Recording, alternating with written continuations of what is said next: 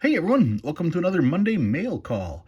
My friend Dennis sent me a huge package, and I'm going to go through some of the stuff that he had sent me.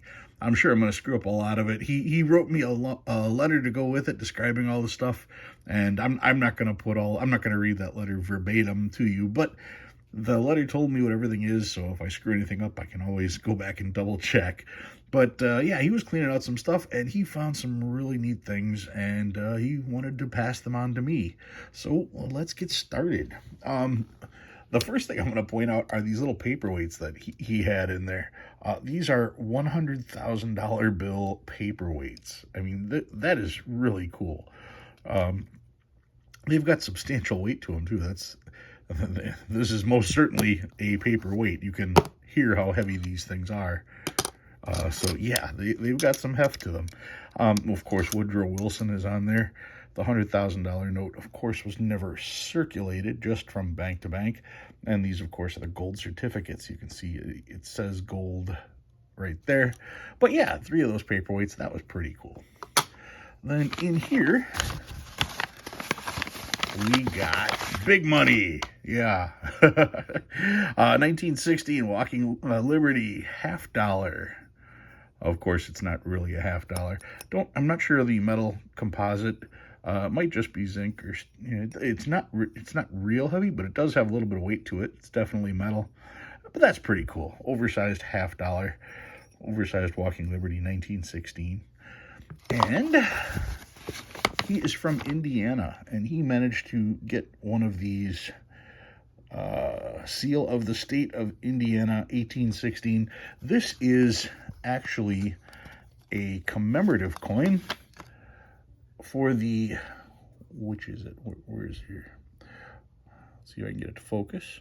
1816 to 1966. So the 150th anniversary, sesquicentennial. That's the 150th anniversary of Indiana. So that's from 1966. You can see Indiana on there, and if we flip it over on this side, you can see that's pretty cool. So I'll put that one back in there and get that taken care of. That's what was in that envelope. In this envelope, we've got some replica notes. The $5 Chief note, $1,000 Federal Reserve note, $10,000 Federal Reserve note, $10 Bison note, $5,000 Federal Reserve note, a $50, that looks like a $50 gold certificate. And what do we got? He's got a couple of business cards in here from different people as well. Oh, that's his card. And we've got the Paper Money Collectors of Michigan, his card here as well. So that's kind of cool to see that kind of stuff. Put those back in here. These are bookmarks, I guess you'd call them, and they are two-sided. So here, I showed the front. Let me show both sides. Get these down here so I can show these properly. They are two-sided. The Chief note, that's pretty cool. The $1,000. The Bison, Lewis and Clark note. The 5,000 with Madison. It's interesting that they've got this on the back of the 5,000 rather than just the words that you normally see on the larger denominations. The $50 gold certificate in gold coin. Yep. So even though the color of the note makes it so that you can't see the gold print, yeah, I still pegged it as the gold certificate. And the $10,000 note. This is the note that's on the cover of Paper Money of the United States. And there's the back of that one. All right, so that's that stuff there. What other stuff do we got? He found, I'll put those back in there later. He found 2 of these books. This one here is a specialized catalog of small-sized national banknotes. Price $1. And I'll get into this one in a second. And this one is the Bureau of Engraving and Printing, the BEP, Washington, D.C. This is a book about the Bureau of Engraving and Printing, not a book published by the Bureau of Engraving and Printing. I just find it neat because they specify Bureau of Engraving and Printed by the Bureau of Engraving and Printing. Restaurant Association, not the Bureau of Engraving and Printing. So for those of you who are familiar with the BEP Restaurant Association, they were the ones responsible of compiling this book. And just to make doubly sure, this is not an official publication of the Bureau of Engraving and Printing. So they went out of their way to use the BEP name without using the BEP name. And here's the copyright date on it, 1950, and then reprinted again, revised 1959. So this is just a fascinating flip through. Lots of pictures in here about the BEP. Tells about the BEP, tells about how many notes they printed, how they printed them, shows pictures of the different presses. There's the map of the site itself. Just a lot of interesting little things in here. There's pictures of the presses. They've got facts about here's some of the sheet layouts, how to detect counterfeit bills. There you go. The different presidents on all the different bills, what everything means on the bill. Just all kinds of bits and pieces. They talk about the different notes that you can currently find in circulation as of 1950, which would be Federal Reserve notes with a green seal, silver certificates with a blue seal, United States notes with a red seal, and gold certificates with a yellow seal. So it was interesting that at the time of printing, all of these could be found in circulation. And once again, you've got pictures. Here's a picture of a guy handling massive amounts of money. What is he doing with that money? He's burning it. These are the damaged notes that are being thrown into the furnace. You can see the cart behind him full of damaged money, and that's them disposing of it in a furnace rather than shredding it like they do now. I'm sure they shred some of it, burn some of it. Anyway, just a fascinating little book. A quick read. Where was there the one picture? There was a picture of a lady sitting on top of $1 million. There it is. What $1 million looks like. I think those are supposed to be 1 million singles that she's sitting on, just for point of reference. And, of course, there's a picture of the armored cars to take all the notes, because nothing is better than modern technology, right?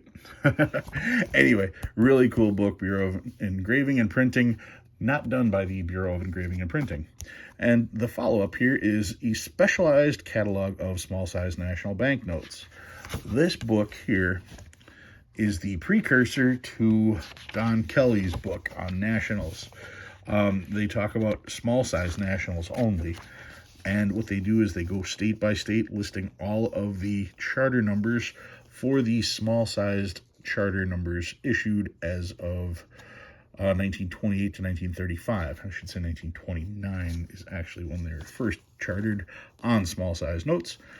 But yeah, tells you the state, what charter numbers to find, what cities, and what denominations. So like I said, the precursor to Don Kelly's book.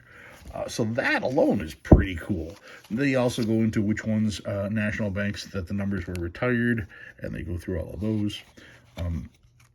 So yeah, a really cool book. Here's a listing of the rarities.